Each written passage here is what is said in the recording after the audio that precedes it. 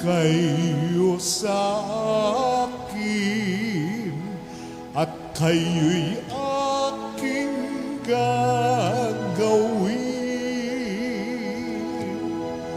Katambal ko sa tungkulin. Alleluia, Alleluia.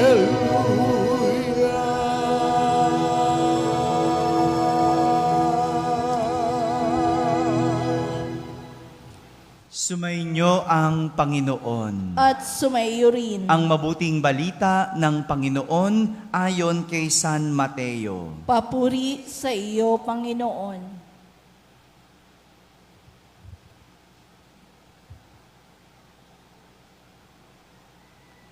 Noong panahong iyon, sa paglalakad ni Jesus sa tabi ng lawa ng Galilea, nakita niya ang dalawang mangingisda, si Simon na tinatawag na Pedro at ang kapatid niyang si Andres.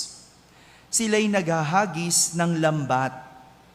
Sinabi niya sa kanila, "Sumunod kayo sa akin at gagawin ko kayong mamamalakaya ng mga tao." Noon di, iniwan nila ang kanilang mga lambat at sumunod kay Jesus. Nagpatuloy siya ng paglakad at nakita rin niya ang magkapatid na Santiago at Juan, mga anak ni Zebedeo. Sila ay nasa bangka kasama ang kanilang ama at naghahayuma ng lambat. Tinawag din sila ni Jesus. Agad nilang iniwan ang bangka at ang kanilang ama at sumunod kay Jesus. Mga kapatid, ang mabuting balita ng Panginoon. Pinupuri ka namin, Panginoong Jesucristo. Magsiupo po ang lahat at ating pakinggan ang homilya. Isang magandang umaga po sa inyong lahat. Magandang umaga rin po sa lahat ng mga nasa barangay na nakakapakinig ng ating banal na misa, sa lahat ng mga nasa tahanan na nagsisimba via online, at sa ating mga kababayan sa abroad. Kasama po kayo sa aming pagdiriwang ng banal na misa dito sa ating parokya. Ngayong araw na ito, ipinagdiriwang natin ang kapistahan ni San Andres, isang apostol ni Jesus. Kasama ng kapistahan ni San Andres, pinagdiriwang din natin ang araw ni Andres Bonifacio. Saan niya kinuha pangalan niya? Alam na natin, di ba? Mas nauna naman si San Andres. Ngunit ang pinagkaiba ng dalawang taong ito, si San Andres ay namatay para sa pananampalataya. Si Andres Bonifacio namatay para sa bayan, para sa ating bansa. Ipinapakilala sa atin ng ating ebanghelyo na si San Andres ay kapatid ni Pedro. Kapatid ni Pedro. At gaya ng kanyang kapatid, si San Andres ay isang mangingisda. Ayon sa ating ebanghelyo, ayon kay San Mateo, naghagis ng kanilang lambat ang magkapatid nang tawagin sila ni Jesus.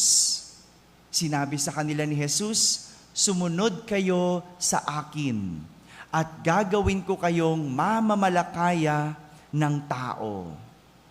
Noon di, iniwan nila ang kanilang lambat at sumunod kay Jesus. Meron pong tatlong magagandang katangian bilang alagad itong si San Andres na maaari nating matutunan upang tayo rin, harinawa sa huli, maging mabuting alagad ni Jesus. Tatlong katangian. No? Kung gusto mong maging alagad ni Jesus, mabuting alagad ni Jesus, taglayin mo ang tatlong katangiang ito. Una, iniwan ni San Andres ang kanyang kabuhayan. Sabihin nyo nga po, kabuhayan. Pagkatawag pa lang ni Jesus sa kanilang magkapatid, walang pag-aalinlangan, iniwan nila ang kanilang lambat. Ito ang isang katangian ng pagiging alagad ni Jesus. Ang kayang iwan ang kanyang kabuhayan. Ang tao naghahanap buhay para mabuhay. Tama? Sino po dito walang hanap buhay pero nabubuhay? Taas nga ang kamay. Wow, sana all. Oh, sana ganun kasarap ang buhay, no? Yung hindi mo kailangang maghanap buhay pero nabubuhay. Oh, naghahanap buhay tayo para mabuhay. Kaya naman, ang iwan ang kabuhayan para sa Diyos ay nagpapakita na sa Diyos sapat tayong mabuhay. Ang pag-iwan sa hanap buhay ay nagpapakita na sa Diyos sapat tayong mabuhay. Ito ang pagiging alagad. Yung makontento, yung masapat para sa Diyos. Yung kaya mong isuko ang iyong hanap buhay dahil sa Diyos, sapat nang ikaw ay mabuhay. Ganyan ang pagiging alagad. At marami, hadlang ang hanap buhay para makasunod sa Diyos. No? Hindi makasimba. Bakit? Kasi may trabaho. Hindi makapag-serve. Bakit? Kasi nagbabantay ng tindahan. No? Meron tayong server na ganyan, di ba? O, anong sabi niya? Father, hindi ako makaserve eh. Sabi ko, bakit po? Anong dahilan? Kasi po walang magbabantay ng aming tindahan. Okay, sabi ko, pero gusto mong mag-serve? Opo. Pero hindi ka makapag-serve? Opo. Oh, anong tawag doon? Di ba ang gulo?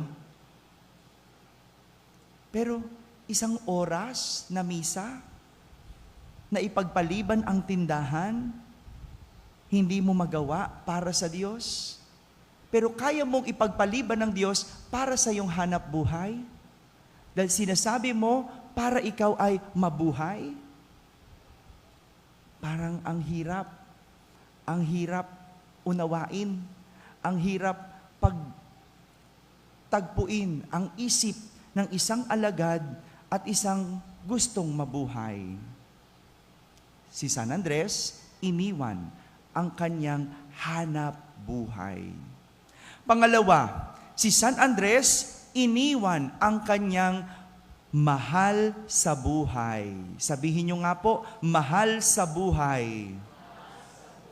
Kasama ng paghagis ni San Andres ng kanyang lambat ay ang pag-iwan sa kanyang pamilya. Bago pa man natin narinig mula kay San Mateo, sinabi na ni Jesus, ang nagmamahal sa ama o ina ng higit kaysa sa akin ay hindi karapat-dapat sa akin.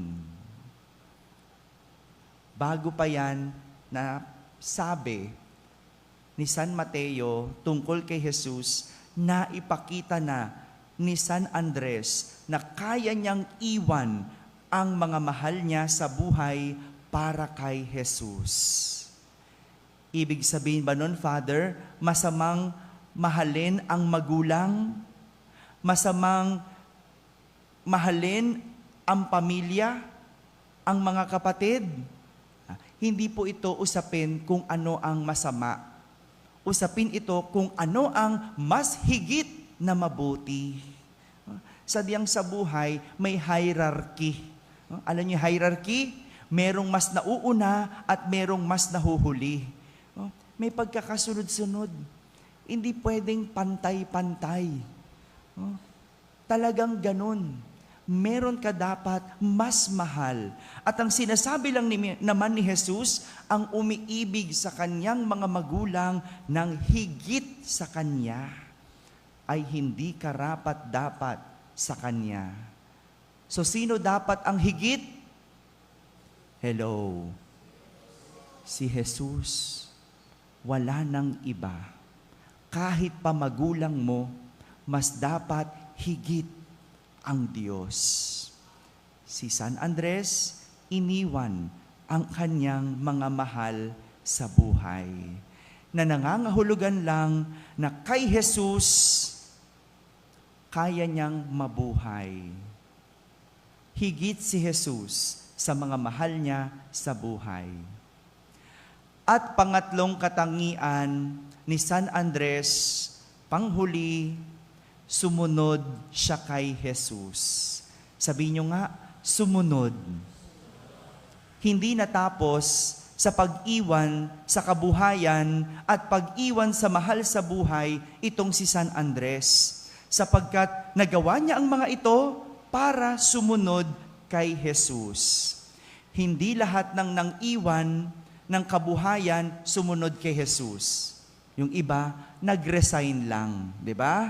O, iniwan mo yung trabaho mo, o isang ka naman napunta, lumipat lang ng trabaho, o nag-resign ka lang, di ba? Hindi lahat ng nang-iwan sa mahal nila sa buhay sumunod kay Jesus. Yung iba, napunta sa ibang bahay lang. Merong ganyan, di ba? Iniwan yung kanilang mahal sa buhay, pero hindi naman sumunod kay Jesus. Sa napunta, yun, may ibang sinundan.